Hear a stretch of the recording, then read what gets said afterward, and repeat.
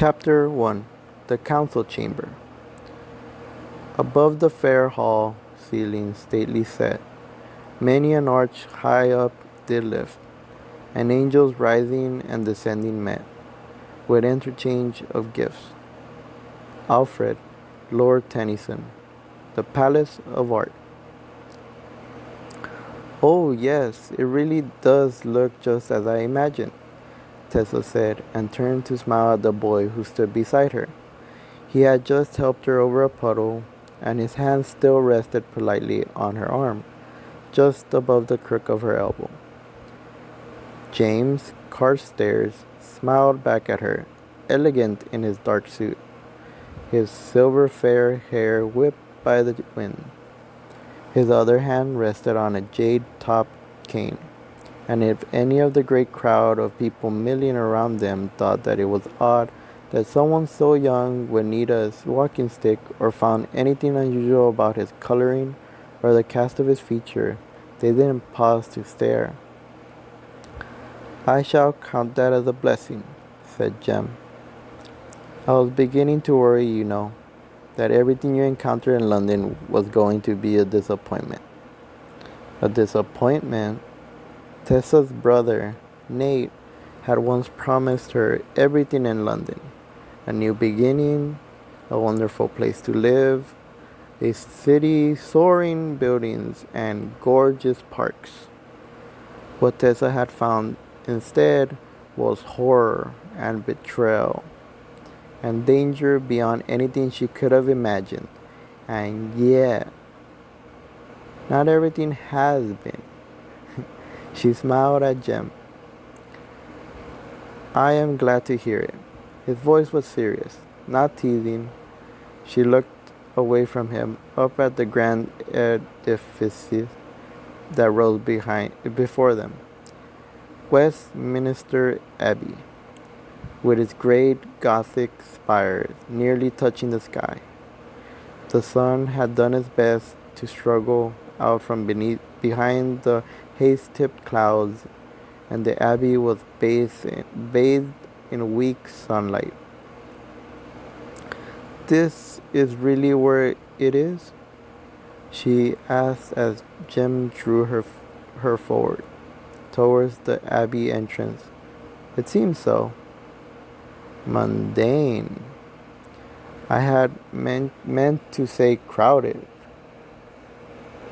The abbey was open to tourists today, and groups of them swarmed busily in and out the enormous doors, most clutching Baedeker guides in their hands. A group of American tourists, middle-aged women in unfashionable clothes, murmuring in accents that made Tessa briefly homesick, passed them as they went up the stairs, hurrying after a lecturer who was offering a guided tour of the abbey. Jem and Tessa melted in effortlessly behind them. The inside of the abbey smelled of cold stone and metal. Tessa looked up and around, marveling at the size of the place. It made the institution look like a village church. "Notice the triple division of the nave," a guide droned, going on to explain that smaller chapels lined the eastern and western aisles of the abbey. There was a hush over the place, even though no services were going on. As Tessa let Jem lead her towards the eastern side of the church, she realized she was stepping over stones carved with dates and names. She had known that famous kings, queens, soldiers, and poets were buried in Westminster Abbey, but she hadn't quite expected she'd be standing on top of them. She and Jem slowed finally at the southeastern corner of the church. Watery daylight poured through the rose window overhead.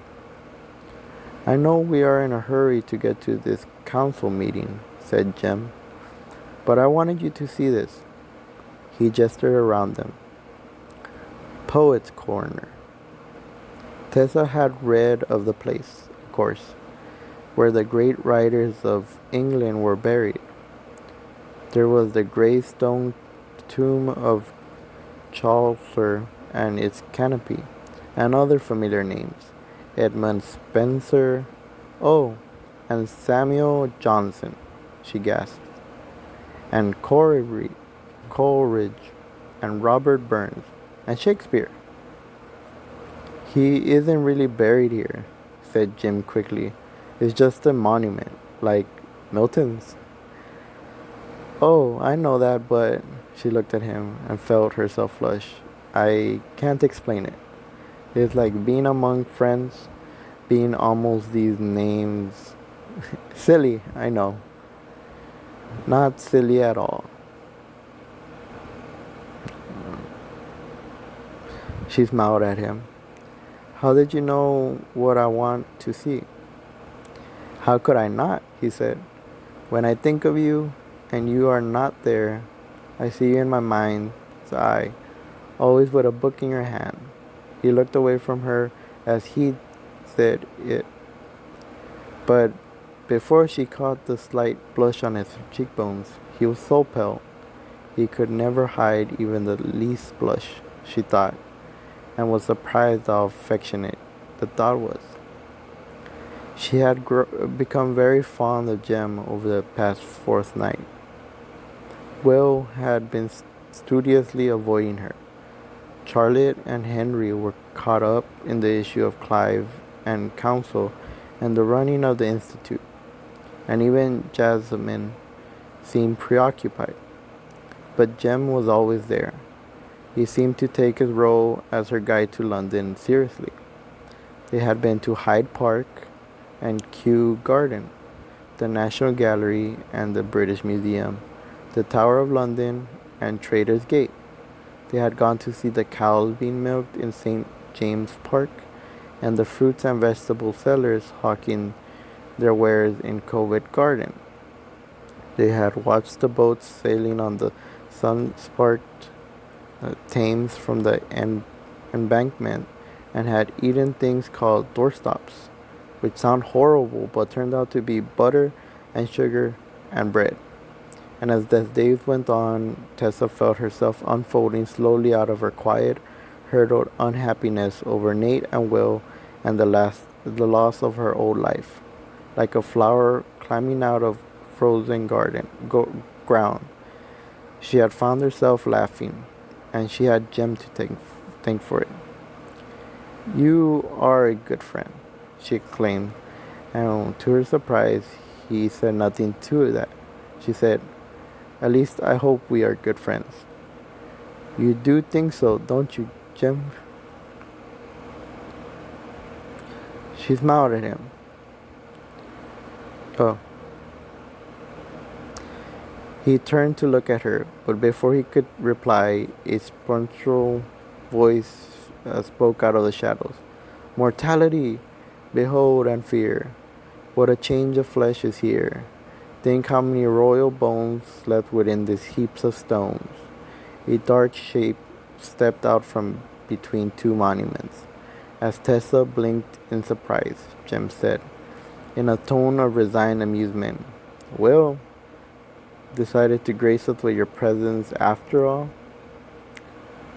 I said I wasn't coming. Will moved forward. I never said I wasn't coming. Will moved forward, and the light from the road's windows fell on him, illuminating his face. Even now, Tessa never could look at him without a tightening in her chest, a painful stutter of her heart. Black hair, blue eyes, graceful cheekbones, thick, dark lashes, full mouth. He would have been pretty if he had not been so tall and so muscular. She had run her hands over those arms. She knew what they felt like, iron corded with hard muscles.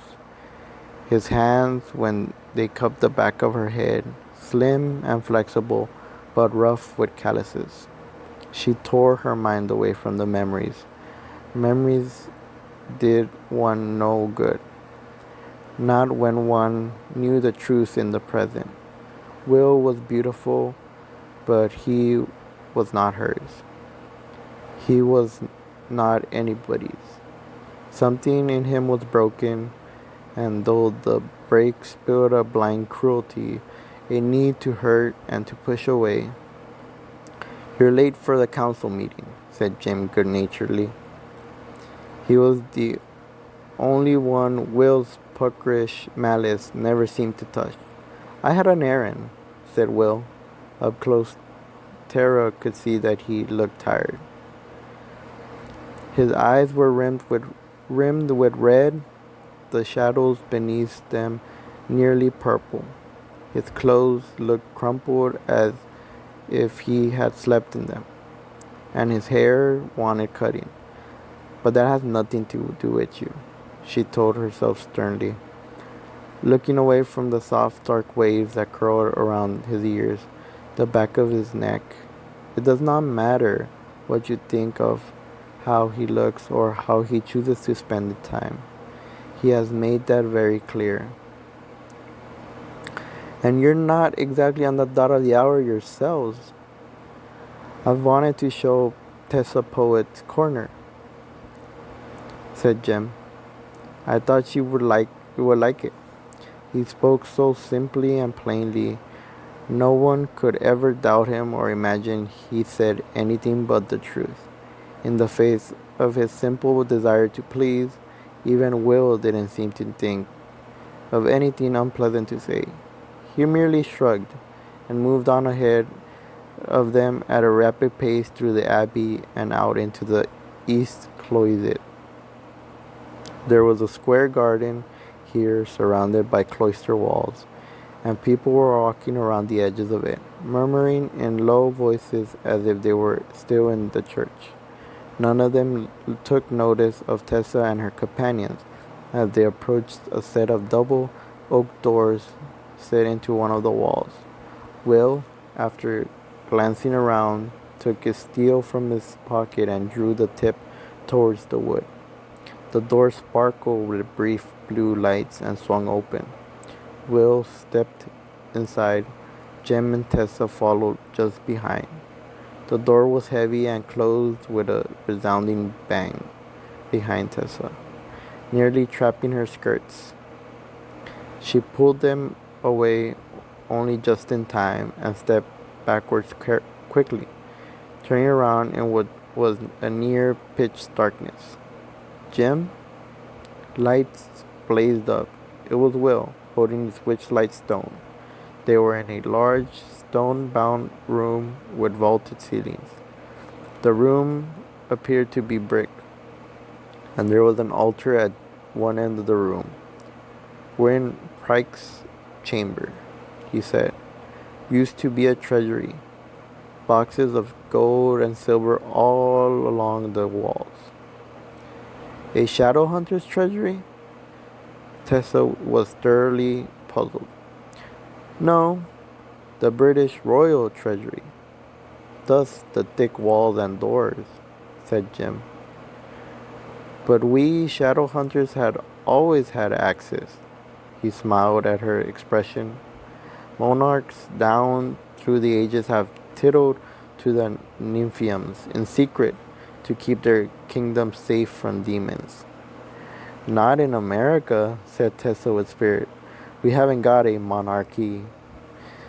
"You've got a branch of government that deals with nymphiums." "Never fear." "With nymphium, never fear," said Will, crossing the floor to the altar. "It used to be the Department of War, but now there's a branch of Department of Justice." He was cut off as the altar moved sideways with a groan, revealing a dark, empty hole behind it. Tessa could see faint flickers of light in among the shadows. Will ducked into the hole, his witchlight illuminating the darkness. When Tessa followed, she found herself in a long, downward sloping stone corridor. A stone of walls, floors, and ceilings was all the same, giving the impression that the passage had been hewed directly into the rock though it was smooth instead of rough. Every few feet, witchlight burned in a stone's shape like a scone's shaped like a human hand pushing through the walls, fingers gripping a torch. The altar slid shut behind them. They set off. As they went, the passage began to slope more steeply downwards. The torches burned with a blue-green glow, illuminating carvings in the rock, the same motif repeating over and over of an angel rising in burning fire from a lake, carrying a sword in one hand and a cup in the other. At last they found themselves standing before two great silver doors. Each door was carved with a design Tessa had seen before, four interlocking C's. Jem pointed to them. They stand for Clave, Council, Covenant, and Consul, he said, before she could ask. The Consul? He's the head of Clave? Like a sort of king? Not quite so inbred as your usual monarch, said Will. He's elected, like the president or the prime minister. And the council? You'll see them soon enough. Will pushed the doors open. You'll see them soon enough. Will pushed the doors open. Tessa's mouth fell open. She closed it quickly, but not before she caught an amused look from Jem, standing at her right side. The room beyond them was one of the biggest she had ever seen, a large domed space, the ceiling of which had painted with a pattern of stars and constellations. A great chandelier in the shape of an angel holding blazing torches dangled from the highest point of the dome. The rest of the room was set up as an amphitheater with long, curving branches. Will, Jem, and Tessa were standing at the top of the row of stairs that cut through the center of the seating area, which was 3/4 full of people.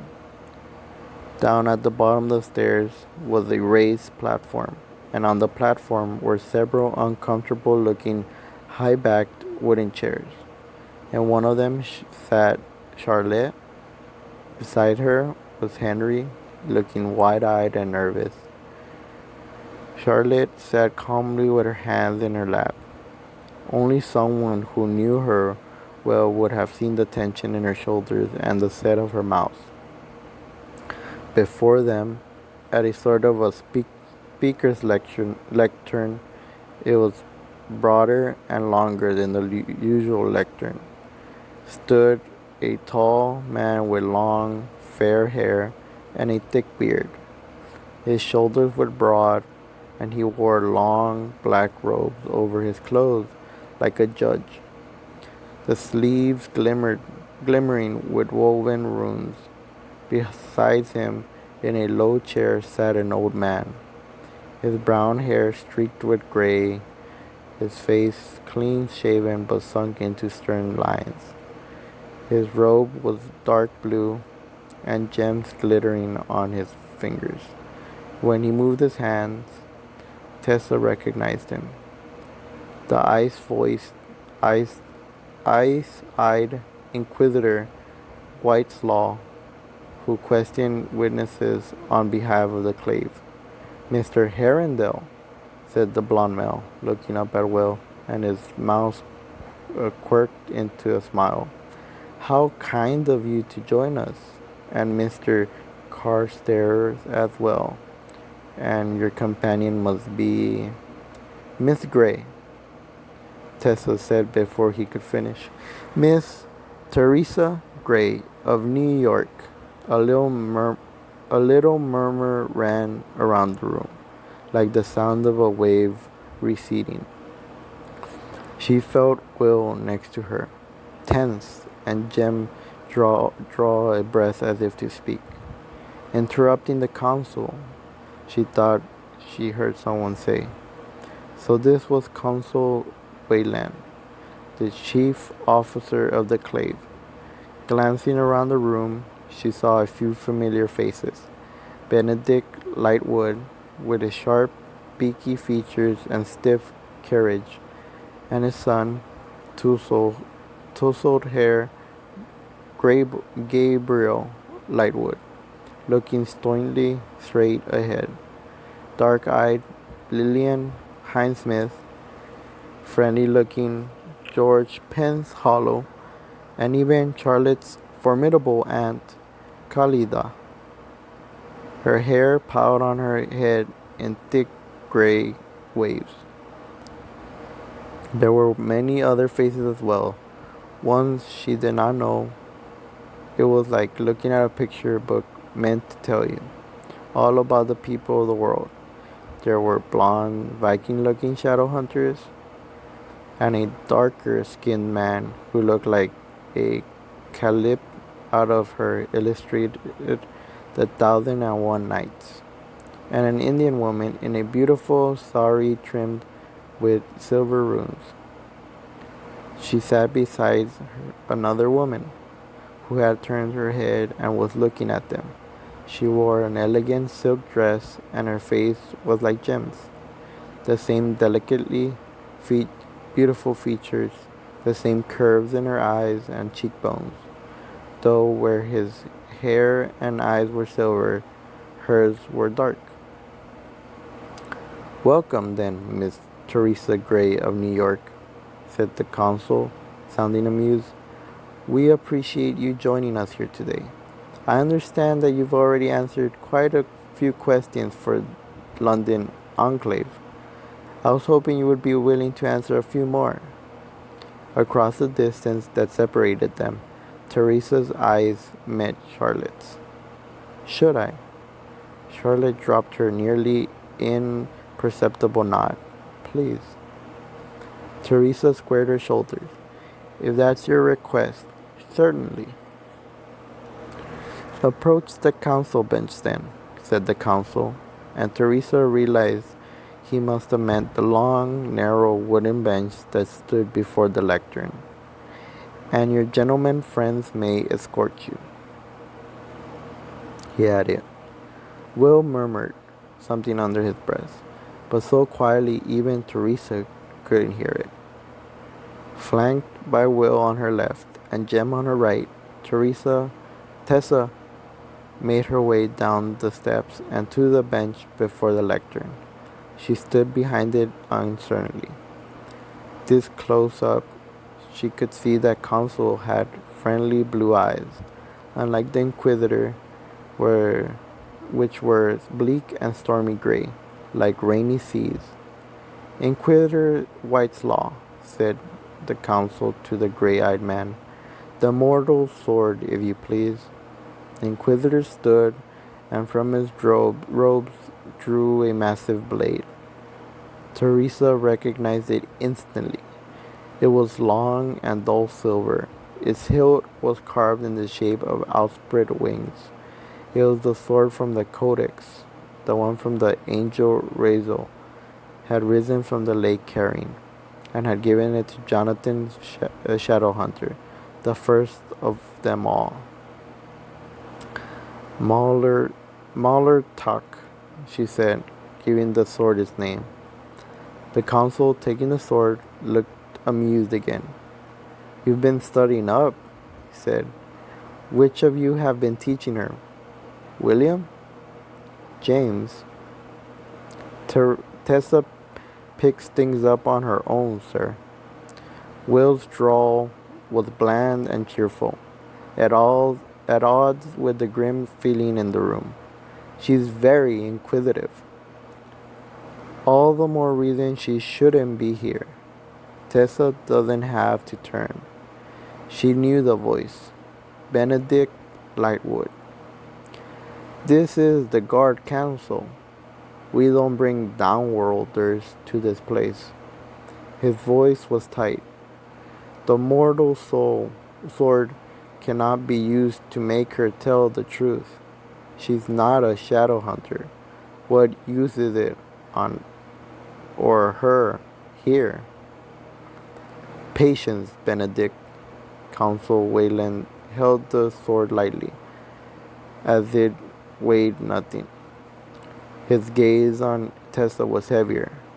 She felt as if were searching her face, reading the fear in her eyes. "We're not going to hurt you, little warlock," he said. "The accords would forbid it." "You should not call me warlock," Tessa said. "I bear no warlock mark." It was strange having to say this again, but when she had been questioned before, it had always been by members of the clave, not the counselor himself. He was a tall, broad-shouldered man, exuding a sense of power and authority. Just the sort of power and authority that Benedict Lightwood so resented Charlotte laying claim to. "Then what are you?" he asked. "She doesn't know." The Inquisitor's tone of voice was dry. "Neither do the Silent Brothers." "She may be allowed to sit," said the council, "and to give evidence, but her testimony will be counted only as half a shadow hunter's." He turned to the Branwells. "In the meantime, Henry, you are dismissed from questioning for the moment. Charlotte, please remain." Tessa swallowed back her resentment and went to sit in the front row of the seats, where she was joined by a drawn-looking Henry, whose gingerly hair was sticking up wildly. Jasmine was there in a dress of pale brown alpaca, looking bored and annoyed. Tessa sat down next to her, with Will and Jem on her other side. Jim was directly beside her, and as the seats were narrow, she could feel the warmth of his shoulder beside her. At first, the council proceeded as much as had other meetings of the Enclave. Charlotte was called upon to give her recollections of that night when the Enclave attacked the stronghold of the vampire, De Quincy, killing him and those of the followers who had been present, while Tessa's brother, Nate, had betrayed their trust in him and allowed the Magister, Alex Mortmain, entry into the Institute, where he had murdered two of the servants and nearly kidnapped Tessa. Where Tessa was called up, she said the same thing she had said before, that she did not know where Nate was, and that she had not suspected him, that she had known anything of her powers until the Dark Sisters had showed them to her, and that she had always thought her parents were human. Richard and Elizabeth had always been thoroughly investigated, said the Inquisitor. There is no evidence to suggest either was anything but human. The boy, the brother, human as well. It could well be that, as Mortmain hinted, the girl's father is a demon. But if so, there is the question of the missing warlock mark. Most curious everything about you, including the power of yours, said the council, looking at Tessa with eyes that were steady and pale blue. You have no idea what its limits, its constructs are. Have you been tested with the item of Mortmain's to see if you have access to his memories or thoughts? Yes, I tried. With a button he had left behind him. It should have worked, but she shook her head. I could not do it. There was no spark to it, no life, nothing for me to connect with. Convenient, muttered Benedict, almost too low to be heard, but Tessa heard it and flushed. The council indicated that she might take her seat again. She caught sight of Benedict Lightwood's face as she did so. Her lips were compressed into a thin, furious line. She wondered what she could possibly have said to anger him. And no one had seen hide nor hair of the Mortmains since Miss Gray's altercation with him in the sanctuary, the counsel went on as Tessa took her seat. The inquisitors flipped some of the papers that were stacked on the lectern. His houses had been searched and found to be completely empty of all his belongings. His warehouses were searched with the same results. Even our friends at Scotland Yard have investigated. The man has vanished, quite literally, as our young friend William Herondale tells us. Will smiled brilliantly as if complimented through Tessa. Seeing the malice under the smile, dot of lights sparkling off the the cutting edge of a razor. My suggestion, said the counsel, is that Charlotte and Henry Branwell be censured, and that for the next 3 months of their official actions undertaken on behalf of the Clave be required to be passed through me for approval before my Lord Counsel. A firm, clear voice spoke out from the crowd, head swiveled, staring. Tessa got this feeling that this someone interrupting the counsel mid-speech didn't happen very often. If I may speak, the counsel's eyebrows went up. Benedict Lightwood, he said, you had your chance to speak earlier during the testimonials. I hold no argument with the testimonials given, said Benedict Lightwood. His beakly, sharp profile looked even sharper in the witchlight. It is your sentence I take issue with. The counsel leaned forward on his lectern. He was a big man, thick-necked and deep-chested. His large hands looked as if he could span Benedict's throat easily with a single one. Tessa rather wished he would. From what she had seen of Benedict Lightwood, she did not like him. And why is that? I think you have your long friendship with Fairchild family blind you to Charlotte's shortcoming as head of the institute, said Benedict, and there was an audible intake of breath in the room. The blunders committed on the night of July the 5th did more than embarrass the Clave and lose us the Pyxis. We had damaged our relationships with London's downworlders by futilely attacking De Quincey. There had already been a number of complaints lodged through reparations, rambled the counsel, but those will be dealt with the law sees fit. As the law sees fit. Reparations isn't really your concern, Benedict. And, Benedict went on, his voice rising, worst of all, she has let a dangerous criminal with plans to harm and destroy shadow hunters escape. We have no idea where he could be, nor is the responsibility for finding him been laid where it should be, on the shoulders of those who lost him. His voice rose. In fact, the whole room was in uproar. Charlotte looked dismayed, Henry confused, and Will furious. The counsels, whose eye darkened, alarmed when Benedict had mentioned the Fairchilds. They had been Charlotte's family, Tessa realized. He remained silent as the noise died down. Then he said, your hostility towards the leader of your enclave does not do you credit, Benedict.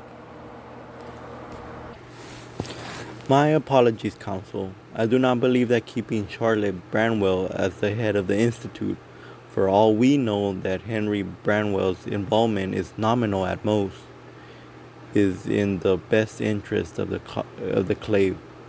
I believe a woman cannot run an institute. Women do not think with logic and discretion, but with the emotions of the heart. I have no doubt that Charlotte is a good and decent woman, but a man who would not have been fooled by a flimsy spy like Nathaniel Gray. I was fooled. I was fooled? Will had leapt to his feet and swung around, eyes blazing. We all were. What insinuations are you making about yourself and Jem and Henry, Mr. Lightwood? You and Jem are children, said Benedict cunningly. And Henry never looks up from his work table. Will started to climb over the back of his chair. Jem tugged him back into a seat with main force, hissing under his breath. Jessamine clapped her hands together, her brown eyes bright. This is finally exciting, she exclaimed. Tessa looked at her in disgust. Are you hearing any of this? He's insulting Charlotte, she whispered. But Jessamine brushed her off with a gesture. And who would you suggest to run the institute instead? The council demanded of Benedict, his voice dripping sarcasm. Yours, perhaps? Yourself, perhaps? Benedict spread his hands wide deprecatingly. If you say so, counsel. Before he could finish speaking, 3 other figures had risen off their own accord. 2 Tessa recognized as members of the London Enclave, though she did not know their names. The third was Lillian Hinesmith. Benedict smiled. Everyone was staring at him now. Beside him sat his youngest son, Gabriel, who had looked up at his father with unreadable green eyes. His slim fingers gripped the back of the chair in front of him. 3 to support my claim, Benedict said. That's what the law requires me to formally challenge Charlotte Branwell for the position of the head of London Enclave. Charlotte gave a little gasp, but sat motionless in her seat, refusing to turn around. Jem still had Will by the wrist, and Jessamine continued to look as if they were watching an exciting play. No, said counsel, you cannot prevent me from challenging. Benedict, you challenged my appointment of Charlotte the moment I made it. You've always wanted the Institute. Now, when the Enclave needs to work together more than ever, you bring division and contention to the proceedings of the Council. Change is not always accomplished peacefully, but that does not always make it disadvantageous. My challenge stands.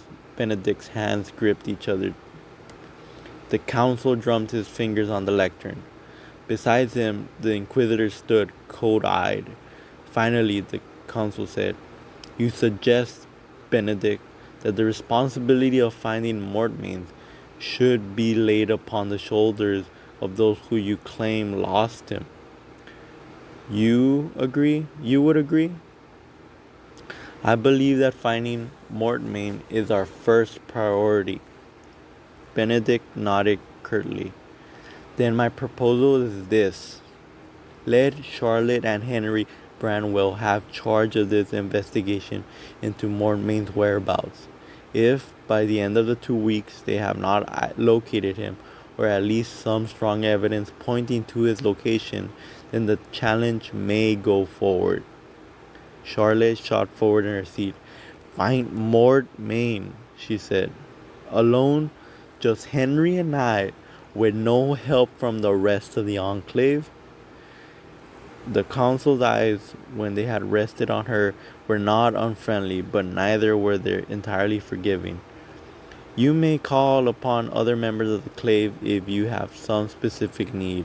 And of course, the Silent Brothers and Iron Sisters are at your disposal, he said. But as for the investigation, yes, this is for you to accomplish on your own. I don't like this, complained Lillian Hinesmith. You're turning the search for a madman into a game of power. Do you wish to withdraw your support for Benedict then? Asked the council.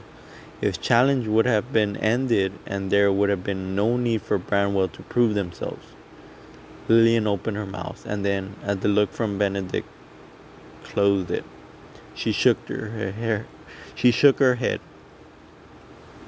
We have lost our servants, said Charlotte in a strained voice. Without them. Now, new servants will be provided to you, as is standard, said the council. Your late servant, Thomas' brother, Cyril, is traveling here from Brighton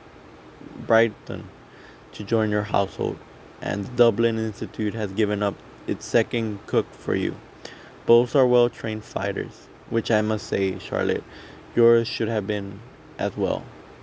Both Thomas and Agartha were trained, Henry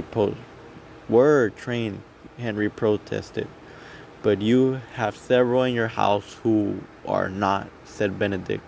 Not only in Miss Lovelace, woefully behind in her training, but your parlor girl, Sophie, and that downworlder there. He pointed at Tessa. Well, since you seem bent on making her a permanent addition to your household, it would hardly hurt if she and the maid were trained in the basics of defense. Tessa looked sideways at Jem in astonishment. He means me? Jem nodded. His expression was somber. I can't. I'll chop off my own foot. If you're going to chop off anyone's foot, chop off Benedict's, Wills muttered. You'll be fine, Tessa. It's nothing to it, Jem began. But the rest of the words were drowned out by Benedict. In fact, Benedict said, since the two of you will be so busy investigating Mortmain's whereabouts, I'd suggest I lend you my son, Gabriel, and Gideon, who returns from Spain tonight, as trainers. Both are excellent fighters and could use a teaching experience. Father, Gabriel protested. He looked horrified. Clearly, this was not something Benedict had discussed with him in advance. We can train our own servants, Charlotte snapped. The council shook her head at her. Benedict Lightwood is offering you a generous gift. Accept it. Charlotte was crimson in the face. After a long moment, she bent her head, acknowledging the council's words. Tessa felt dizzy. She was going to be trained to fight, to throw knives, to swing a sword. Of course, one of her favorite heroines had always been Capitola in The Hidden Hand, who could fight as well as a man and dressed like one. But that didn't mean she wanted to be with her. Very well, said the council. This session of the council is ended, to be reconvened here in the same location in a fortnight. You are all dismissed. Of course, everyone did not depart immediately. There was a sudden clamor of voices as voices began to rise from their seats and chatter eagerly with their neighbors. Charlotte sat still. Henry beside her looked as if he wanted desperately to say something comforting, but could think of nothing. His hand hovered uncertainly over his wife's shoulder. Will was glaring across the room at Gabriel Lightwood, who looked coldly in their direction. Slowly, Charlotte rose to her feet. Henry had his hand on her back now, murmuring. Jessamine was already standing, twirling her new white lace parasol. Henry had replaced the old one that had been destroyed in the battle with Mortmain's automations. Her hair was done up in a tight bunches over her ears like grapes. Tessa got quickly to her feet. The group of them headed up to the center aisle of the council room. Tessa caught whispers on each side of her, bits of the same words over and over. Charlotte, Benedict, never find the Magister. 2 weeks. Challenge, council, Mortmain, enclave, humiliating. Charlotte walked with her back straight, her cheeks red and her eyes glaring straight ahead as if she could not hear the gossip. Will seemed about to lunge off towards the whisperers to administer rough justice, but Jem had a firm grip on the back of his Parabatia's coat. Being Jem, Tessa reflected, must must be a great deal like being the owner of a thoroughbred dog that likes to bite your guests. You had to have had a hand on his collar constantly. Jessamine merely looked bored again. She wasn't terribly interested in what the Enclave thought of her, or any of them. By the time they had reached the door of the council chamber, they were both nearly running. Charlotte paused a moment to let the rest of the group catch up. Most of the crowd was steaming off to the left, where Tessa, Gems, and Will had come from. But Charlotte turned right, marched several paces down the hall, spun around a corner, and abruptly stopped. Charlotte, Henry, catching up to her, sounded worried. Darling. Without warning, Charlotte drew her foot back and kicked the wall as hard as she could. As the wall was stone, this did little damage, though Charlotte let out a low shriek. "Oh my!" said Jessamine, twirling her parasol. "If I might make a suggestion," said Will, "about 20 paces behind us in the council room is Benedict. If you'd like to go back in there and try kicking him, I recommend aiming upwards and a little bit to the left." Charlotte, the deep, gravely voice was instantly recognizable. Charlotte spun around, her brown eyes widening. It was the council. The runes peeked out in the silver thread on the hems and the silver of the cloak glittering as he moved towards the little group from the institute. His gaze on Charlotte, one hand against the wall. She didn't move. "Charlotte," Counsel Wayland said again, "you know what your father has always said about you losing your temper." "He did say that. He also said that he should have had a son," Charlotte replied bitterly. If I were a man, would you have treated me as you just did?" Henry put his hand on his wife's shoulder, murmuring something, but she shook it off. Her large, hurt brown eyes were on the council. "How did I just treat you?" he asked. "As if I was a child, a little girl who needed scolding." "Charlotte, I am the one who named you as the head of the institute and the enclave." The council sounded exasperated. "I did it not just because I was fond of Granville Fairchild and knew he wanted his son to succeed him, but because I thought you would have accomplished the job well." "You named Henry too," she said, "and you even told us when you did it. And it was because the enclave would accept a married couple as their leader, but not a woman alone." "Well, congratulations, Charlotte. I do not think any members of the London Enclave are under the impression that they were in any way being led by Henry." "It's true," Henry said, looking at his shoes. "They all know I'm rather useless. It's my fault all this happened, Counsel." "It isn't," said Counsel Wayland. "It's a combination of a generalized complacency on the part of the conclave, bad luck and bad timing, and some poor decisions on your part, Charlotte. Yes, I am holding you accountable for them." "So you agree with Benedict?" Charlotte cried. "Benedict Lightwood is a blackguard and a hypocrite," said the council wearily. "Everybody knows that. But he is politically powerful, and it's better to be placate with him than to show with this than it would have to be antagonize him further by ignoring him." "A show? Is that what you call this?" Charlotte demanded bitterly. "You have set me an impossible task." "I have set you the task of locating the magister," said Counsel Wayland.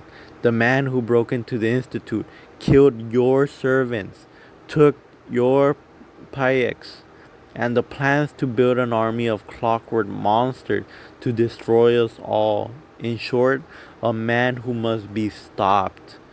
As head of the Enclave, Charlotte, stopping him is your task. Is your task. If you consider it impossible, then perhaps you should ask yourself why did you want the job so badly in the first place?